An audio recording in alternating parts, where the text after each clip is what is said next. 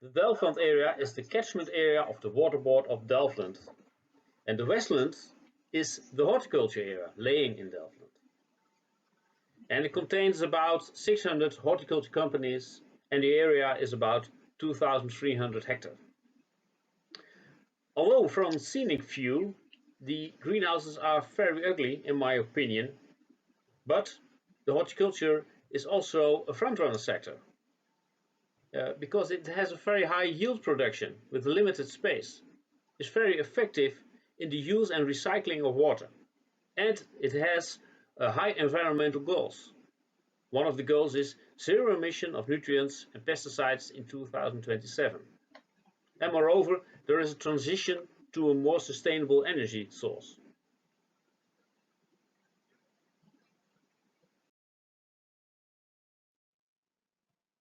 But the horticulture sector has to evolve to the next generation. And this with respect to the water system. How to optimize the use of rainwater is one of the questions.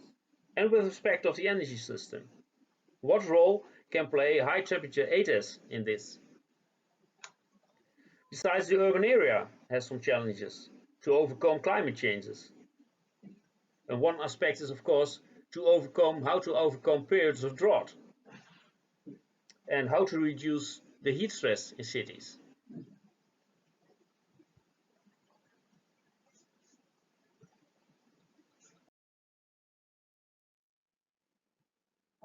Within the Westlands, we set up some scenarios and discussed these with the relevant stakeholders in the COP meeting. The challenge is, however, not to define scenarios, but to take together the relevant steps. And moreover, it's also important to enlarge the insight and awareness of the stakeholders. Because if you are doing something in the beginning of the water cycle, it will have an effect on activities at the end of the cycle. We see also that with the UART modeling, new applications and new routes for water are identified.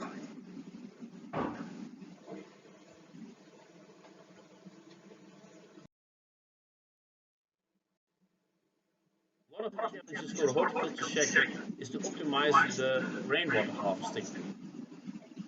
Because in the current situation, the above ground water basins are too small to store the rainwater effectively.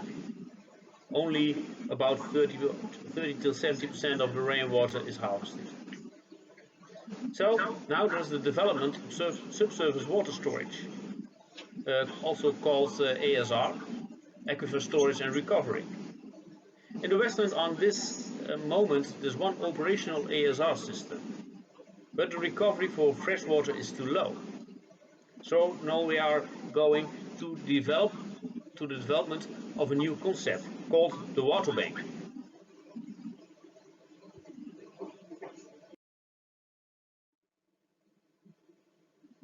One of the targets of the horticulture is zero emission of nutrients and pesticides in 2027.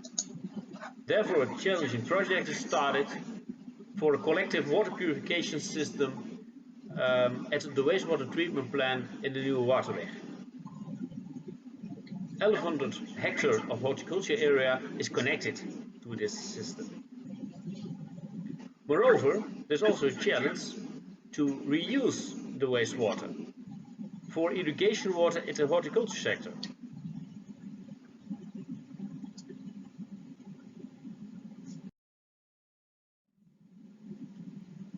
With respect of energy, there's now the development of a high temperature aquifer thermal energy storage system.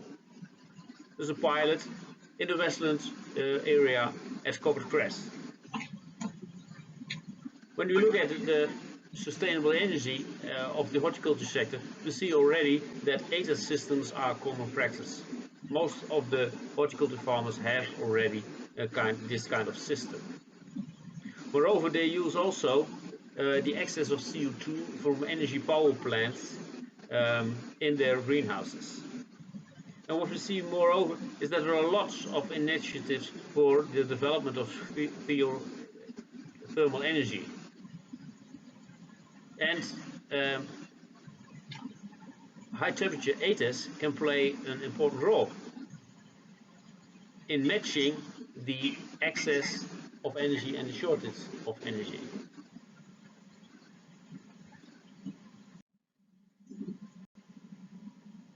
One of the challenging projects in the Westland is the development of the water banking.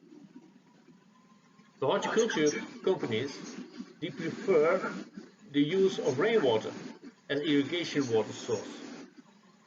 But when there is no rainwater, they make use of brackish or saline groundwater.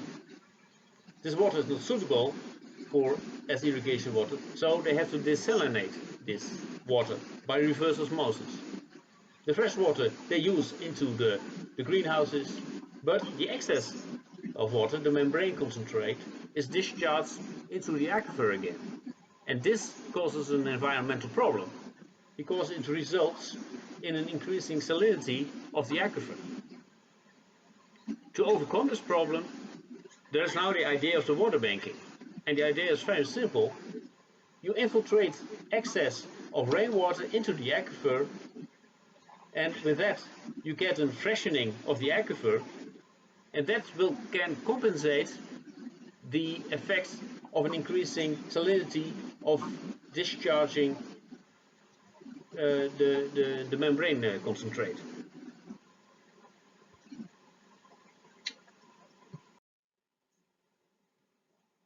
In the desert region, there's a mismatch between the heat demand and the supply. And to overcome this mismatch, the high temperature ATES can play an important role to balance this mismatch.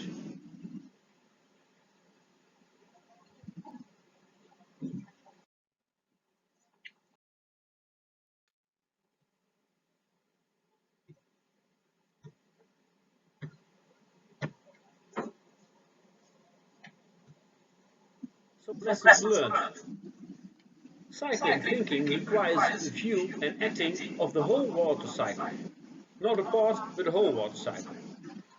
Within that, cooperation is crucial, because there is an interdependency between the stakeholders, and also requires a cross-border view of the stakeholders, and often that's difficult in practice.